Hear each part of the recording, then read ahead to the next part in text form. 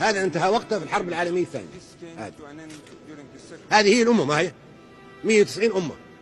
هذه هي الأمم المتحدة مع بعضها، وليس مجلس الأمن اللي في القاعة هذه 10 أنفار. أي ديمقراطية هذه؟ أي أمن؟ كيف نطمئن على السلام العالمي إذا كان مصيرنا بيد 10 وسيطروا عليهم 4 أو 5 وسيطروا عليهم دولة واحدة بعد ذلك، ونحن 190 أمم موجودين هنا مثل حديقة هايد بارك، ديكور. أنتم عاملينكم ديكور، تخطب وتمشي. هذا أنتم.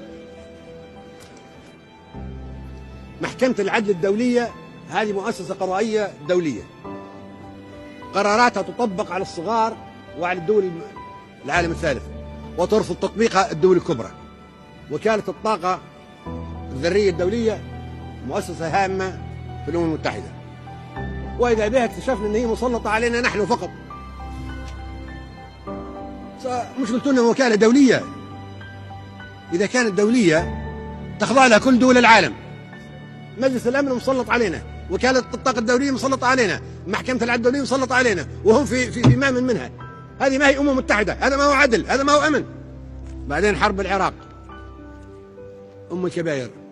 لما العراق اعتدت الكويت جو طول الميثاق وقالوا الأمم المتحدة يجب تقمع العدوان، ووافقنا كلنا، ودول عربية شقيقة للعراق اشتركت جنب إلى جنب في الحرب مع دول أجنبية لردع عدوان العراق على الكويت. لما وقع عدوان على العراق لماذا لا نطبق الميثاق؟ في الأول الميثاق مقدس، المرة الثانية الميثاق حطه في الكناسة، تجاهلوه. ورونا المحكمة الدولية الجنائية اللي بنحولوا لها الذين مارسوا الإبادة الجماعية ضد الشعب العراقي. كانت المحكمة مسلطة علينا احنا، هذه المحاكم نرفضها، ما عادش نعترف بها، اما نخضع لها كلنا، والا احنا ما نعترفش بها. كل واحد كبيرنا وصغيرنا لازم يخضع لمحكمة الجنايات الدولية. إذا ارتكب نفس الفعل يحال لهذه المحكمة.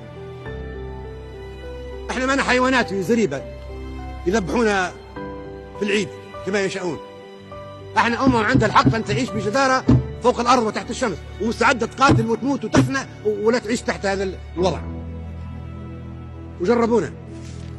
سجن بوغريب الذي يندى له جبين الإنسانية، قضية سجن بوغريب اللي فيه أسرى الحرب الذين تم التنكيل بهم والتمثيل بهم، ونهش الكلاب، تنهشم الكلاب وهم أحياء، وتم اغتصاب الرجال في أسرى الحرب ما سبقكم عليها أحد من المحتلين. حتى الشيطان ما يعمل هذا. رجال أسرى حرب يتم اغتصابهم في سجن بوغريب في دولة عضو في الأمم المتحدة، وتقوم بهذا دولة صاحبة مقعد دائم في الأمم المتحدة في مجلس الأمن. أي مجلس الأمن هذا؟ نقول نستمروا وزيدوا أبعث القوات في أفغانستان وزيدوا مش يغرقوا في حمام الدم، لأنهم لن يصلوا إلى أي نتيجة في أفغانستان ولا في العراق. شفت العراق شو صار لهم، رغم أن العراق صحراء وأرض مفتوحة، ما بالك أفغانستان؟ الجبال هذه إلى يوم القيامة ما يقدر حد يهزمها. من اغتال بطريس لومومبا ولماذا؟ نسجلها في تاريخنا الأفريقي، من قتل الأمين العام للأمم المتحدة هامر شولد فجر طائرته في نفس العام. بعدين مقتل كندي عام 63. لماذا؟ أن كندي قرر تفتيش مفاعل ديمونة الإسرائيلي، هل في قنابل ذرية وإلا لا، وعلشان كده تم تخلص منه. بعدين مقتل خليل الوزير الجهاد الفلسطيني والاعتداء عليه في دولة ذات سيادة عضو في هذه الجمعية اللي هي تونس. كيف نسكت عليها قضية مثل هذه؟ يعني نقول عرضة كل يوم تجينا غواصات وتجينا سفن حربية على شواطئنا وتاخذ من تريد وتطلع به وما نحاسبهاش. نحاسبها. احنا ما حيوانات مربوطين خربان. احنا بندافع عن وجودنا وعن انفسنا وعن اولادنا وعن احفادنا. لما خايفين. احنا عندنا حق في الحياة. الكرة الأرضية هي ما مصنوعة للدول الكبرى. صنعها ربي لنا كلنا. نعيش فيها ذلة ابدا. مذبحة صبرا وشتيلا ضحيتها 3000 من البشر. مذبحة غزة عام 2008 ضحاياها 1000 مرة بين قتيل وجريح و2200 طفل. الجنات موجودين حيين ولا بد يتحولوا لمحكمة الجنايات الدولية. فالآن نتكلم عن القرصنة الصومالية.